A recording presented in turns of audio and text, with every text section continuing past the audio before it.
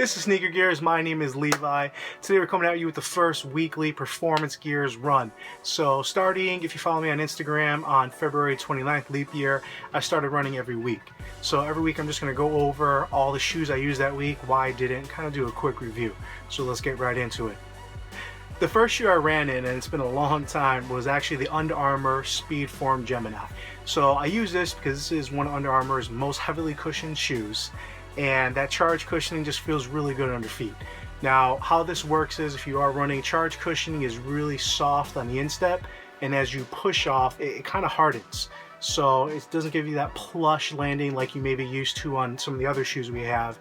But for my very first run, I did a mile, not much, but hey, I was beginning up. It worked really well, and that Speedforme fits like a second skin, so it was really nice to go out there and not have any distractions.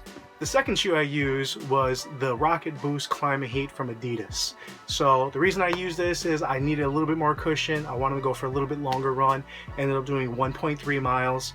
Again, you know, I'm getting there, and this is actually when it was snowing. So what's nice about this is this has some sick traction, which was the big reason I was using it. And on top of that, like it says Climate Heat, take a look inside there, it actually has a nice fleece lining. So while it was snowing, I was able to run, not worry about it.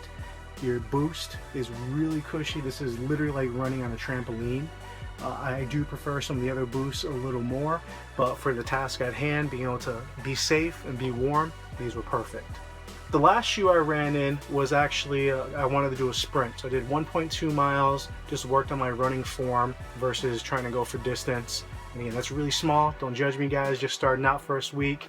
Was just the Lunarglide 5 Chicago edition, and this is actually using that water repellent upper. It's a little bit warmer inside, was able to maintain the heat. This was a cold day.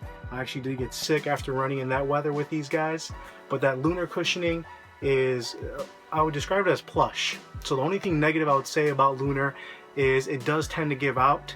I'm not running that much, and I have a collection of shoes where I don't worry too much about Lunar giving out. But if you are a runner, the first thing to give out in any Lunar shoe is going to be the cushioning. You're going to feel that pain in your knees and your back. It is something you do want to regularly replace at your 300 to 400 mile intervals if you're running, so you do want to keep track of that. Other than that though, nice plush feel, felt good in these. And that was my first week, so I'm going to be doing updated weekly on these. Want to keep accountable, give short reviews so you guys know what you're buying, why you would run in them, and what's going to be the best cushioning and best fit for you.